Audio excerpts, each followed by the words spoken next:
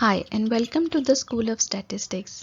Please welcome our Professor S. And today he is going to teach us about tabulation. So what is tabulation?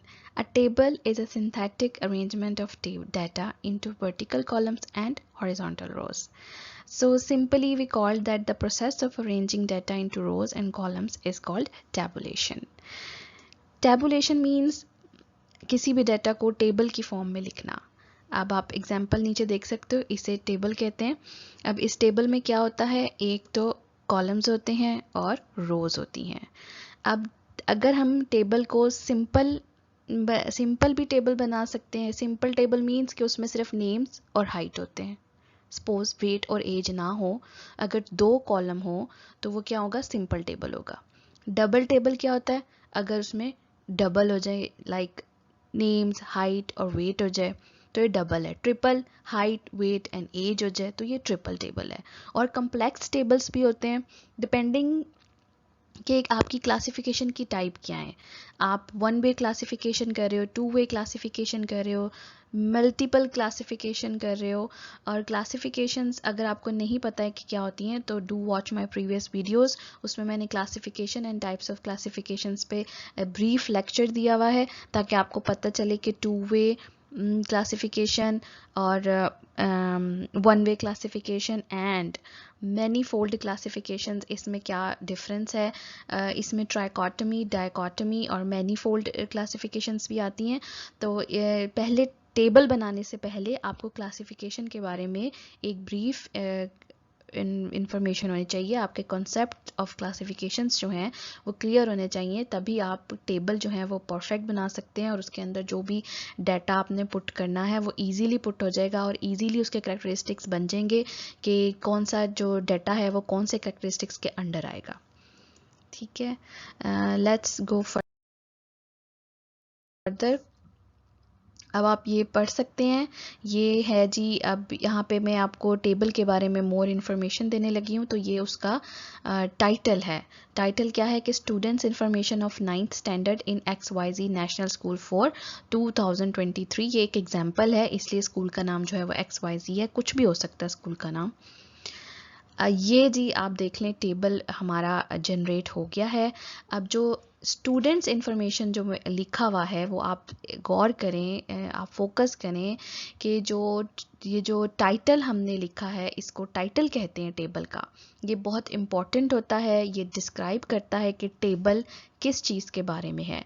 तो ये जो title है ये आपका बिल्कुल परफेक्ट होना चाहिए. ये आपके होल टेबल को डिस्क्राइब करता है, ये उसकी पहचान है टेबल की. अब आप टाइटल में देखें कि जो टाइटल के जो वर्ड्स हैं वो सारे कैपिटलाइज हैं. तो जो टाइटल है वो उसके जो भी आप अल्फ़ाबेट्स होंगे वो सारे कैपिटलाइज होंगे. सेकंड थिंग कि वो एक पिरामिड की शक्ल में है. आप देख सकते हैं कि एक पिरामिड के फॉर्म में है. आप टाइटल लिख के उसके बाद उसको सिलेक्ट करके और होल को सिलेक्ट करके आपने उसको सेंटर में पैराग्राफिंग में जाके, होम पे एक पैराग्राफ होता है उसमें जाके आपने इसको सेंटर कर देना है, सेंटर अलाइनमेंट दे देनी है क्योंकि ये पिरामिड के फॉर्म में होता है. This is very important. Title में 2 थिंग्स होती हैं, एक वो कैपिटलाइज होता है, सारे वो अल्फ़ाबेट्स जो होते हैं वो कैपिटलाइज होते हैं, और सेकंड वो पिरामिड के फॉर्म में होता है. ठीक है. अच्छा, अब नेक्स्ट ये कि ये 2-3 लाइंस में ही होता है. इस टाइटल इतना बड़ा नहीं होता, यानी कि 3 लाइंस मैक्सिमम, 3 लाइंस में आपको टाइटल अपना डिफाइन करना है. ठीक है. नेक्स्ट जो है वो आप देख रहे हैं, ये प्रीफेक्टरी नोट्स हैं. ये हम टाइटल के नीचे लिखते हैं. और ये क्यों लिखा जाता है, ये इसलिए लिखा जाता है ताकि जो डाटा जो टेबल के अंदर है वो हम वेरिएबल को डिस्क्राइब ना कर सकते हों, टेबल के अंदर इतनी स्पेस ना हो, तो हम क्या करते हैं उस नोट्स को ऊपर रखते हैं. ये नोट क्या होता है, ये करेक्टरिस्टिक्स जो आपका है उसको एक्सप्लेन करता है. फॉर एग्जांपल इसमें जो वेट है, मैंने वेट नीचे लिखे केजी केजी केजी.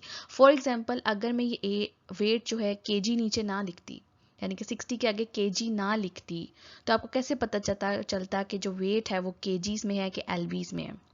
तो ये प्रॉब्लम हो जाएगी ना किसी भी रीडर को, जो टेबल रीड कर रहा होगा उसको प्रॉब्लम होगी कि जो वेट है वो उसने केजी में लिया है कि एलबीज में लिया है। तो फॉर एग्जांपल हम कभी कभी नहीं भी लिखते क्योंकि हमें डाटा टेबल जो है वो छोटा बनाना होता है, थोड़ा सा उसको स्क्वीज़ करके बनाना होता है, तो हमारे पास उतनी स्पेस नहीं होती कि हम उसमें केजी लिख सकें, एलबी लिख सकें। तो हम क्या करते हैं, हम प्रीफैक्टरी नोट्स बना लेते हैं, हम ऊपर उसको डिफाइन कर देते हैं कि वेट जो है वो केजी में है। सपोज अब मैं एज नीचे आप देख रहे हो वो मैंने 13 ईयर्स लिखा है, सपोज एज ईयर्स में ना हो, मंथ्स में लिखना हो या कुछ और भी हो सकता है, तो हम क्या करेंगे, हम उसको ऊपर डिफाइन कर देंगे कि age in years, weight in kgs. तो ये होते हैं प्रीफैक्टरी नोट्स, ये छोटे छोटे से नोट्स होते हैं जो हम टेबल के अंदर डिफाइन नहीं कर सकते कैरेक्टरिस्टिक्स को, हम वेरिएबल्स को हम उसको क्या करेंगे, हम उसको टेबल के बाहर डिफाइन कर देंगे। नेक्स्ट जी हमारे आ जाता है स्टब। अब ये स्टब क्या है, अब आप देख रहे हो कॉलम्स में आप देख रहे हो कि नंबर ऑफ चिल्ड्रन, ये क्या है, ये डिफाइन कर रहा है सारे कॉलम्स को, जो आगे फर्दर कॉलम्स है ना वो उसको डिफाइन कर रहा है, इसे कहते हैं स्टब। ये एक एडिशनल इंफॉर्मेशन है कि नंबर 1 मतलब ये काउंट्स हैं, नंबर ऑफ स्टूडेंट्स हैं कि 1 2 3 और भी हो सकते हैं। ऑफ कोर्स ये एक एग्जांपल है तो इसलिए मैंने छोटा सा लिया है ताकि आपको अंडरस्टैंड इजीली हो सके। अगर मैं कॉम्प्लेक्स टेबल लूँगी तो आपको अंडरस्टैंड होने में और प्रॉब्लम होगी, इसलिए मैंने सिंपल टेबल लिया। और आप देखें ये कौन सा टेबल है, ये ट्रिपल टैबुलेशन है, इसे कहते हैं ट्रिपल टैबुलेशन। तो कि इसमें मैंने 3 वेरिएबल्स का यूज़ किया है, वेट, हाइट एंड एज। आप नेम्स को भी इसमें इंक्लूड कर सकते हैं, तो ठीक है।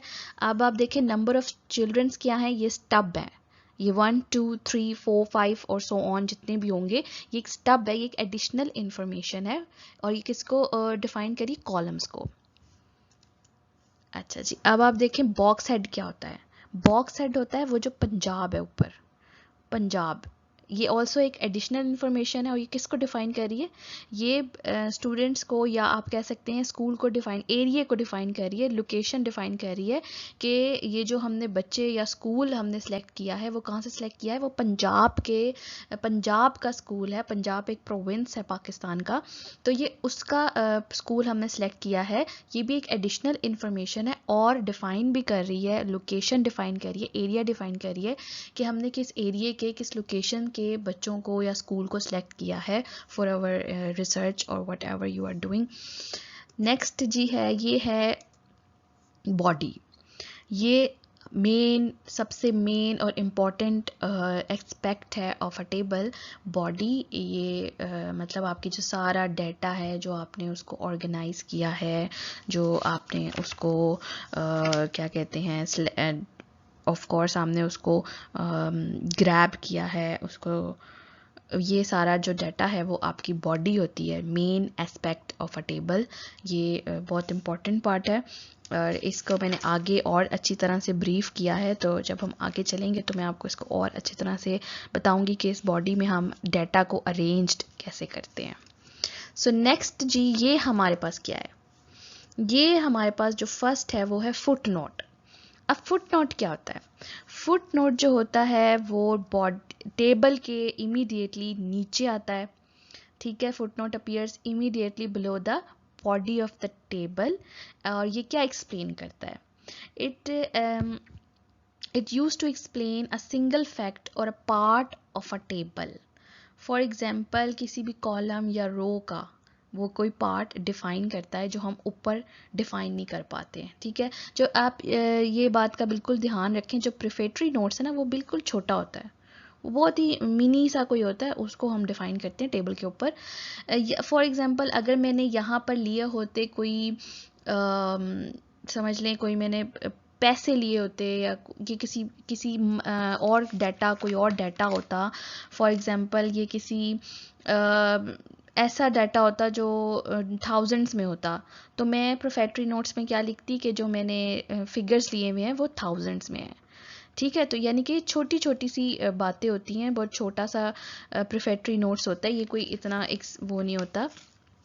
लेकिन जो आप फुट नोट देख रहे हैं ना वो क्या डिफाइन करता है, वो जो है वो डिफाइन करता है कि किसी भी कॉलम का या किसी भी छोटी सी रो का या कोई भी इंफॉर्मेशन जो हम मिस कर देते हैं, या आप अब देखें इसको मैंने 1 से डिफाइन किया हुआ है, आप फुट नोट के अंदर आगे देखें, मैंने इसको 1 से डिफाइन किया हुआ है। क्यों?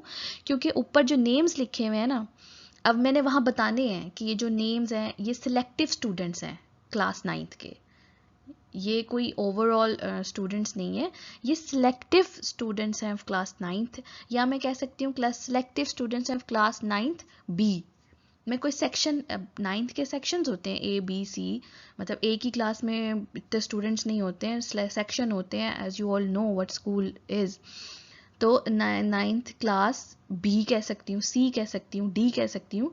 डिफाइन कर रही हूँ मैं अपने नेम्स के कॉलम को कि जो स्टूडेंट्स हैं ये सिलेक्टिव स्टूडेंट्स हैं, सारे स्टूडेंट्स नहीं हैं क्लास 9th के, कुछ स्टूडेंट्स हैं, कुछ सिलेक्टिव स्टूडेंट्स हैं जिसके ऊपर हमने रिसर्च करनी थी, जिनके ऊपर हमने कोई इंफॉर्मेशन किसी को प्रोवाइड करनी है, तो ये सिलेक्टिव स्टूडेंट्स हैं। तो ये मैंने मतलब अपने रिसर्च में मैंने बताना ज़रूरी समझा है।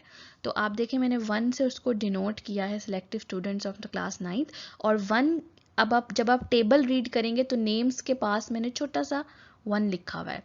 तो अब इसको समझने के लिए कि ये 1 क्या डिस्क्राइब कर रहा है, यहाँ पे मैंने नीचे फुट नोट बना दिया है, ताकि इजीली जो पढ़ने वाला, जो उसको रीड करने वाला, स्टडी करने वाला इंसान है, वो समझ सके कि टेबल में नेम्स के आगे जो 1 लिखा हुआ है कोई एक्स्ट्रा इन्फॉर्मेशन नेम्स की दे रहा है, वो एक्स्ट्रा इन्फॉर्मेशन फुट नोट है जो मैंने टेबल के नीचे लिखते हैं, और ये यहीं लिखते हैं फुट नोट। फुट नोट जो होता है ये टेबल के नीचे ही आता है। ठीक है, अब आप एक और बात नोट करें, फुट नोट जो है वो लोअर केस अल्फ़ाबेट्स में है। लोअर केस अल्फ़ाबेट्स आपने यूज़ करने हैं, सिर्फ फर्स्ट वाला कैपिटल होगा, बाकी सारे लोअर होंगे। ठीक है, आगे देखें सोर्स क्या होता है। सोर्स हम तब लिखते हैं जब हमारा डाटा जो होता है वो सेकेंड हैंड होता है, हमने कहीं और से डाटा को लिया होता है। फॉर एग्ज़ाम्पल हमने किसी, अब आप देखें ये वाला डाटा जो है ये मैंने खुद जा के बच्चों से सिलेक्ट नहीं किया, बच्चों से कलेक्ट नहीं किया, ये मैंने स्कूल गई हूँ और स्कूल के ऑफिस रजिस्ट्रार से मैंने जो है ये डाटा लिया है, उनके जो फाइल्स बनी होंगी, या ऑफ कोर्स जो कंप्यूटर में उनका डाटा फीड होगा स्टूडेंट्स का, जब उन्होंने एडमिशन लेते हुए उनसे कलेक्ट किया होगा, मैंने वहाँ से ये डाटा लिया है। तो मुझे सोर्स लिखना इज़ वेरी इंपॉर्टेंट, अदरवाइज़ क्या होगा, ये एक प्लेजरिज्म होगा, जो कि ये आपने इसको कह सकते हैं इजी वर्ड में, ये आपने चोरी किया होगा। तो इसलिए सोर्स देना बड़ा ज़रूरी है कि जहाँ से हमने ये डाटा लिया है ये फर्स्ट हैंड डाटा नहीं है, ये सेकंड हैंड डाटा है, हमने किसी का डाटा यूज़ किया और उसके ऊपर फर्दर अपनी स्टडी करी है। तो इसलिए हमने सोर्स नीचे लिखते हैं स्कूल ऑफिस रजिस्ट्रार। अगर तो ये फर्स्ट हैंड डाटा है और आपने खुद जाके सिलेक्ट किया है तो you don't need to write the source, आप इसको सोर्स को स्किप कर सकते हैं। So let's understand box and stub concept so it will be clear in your mind.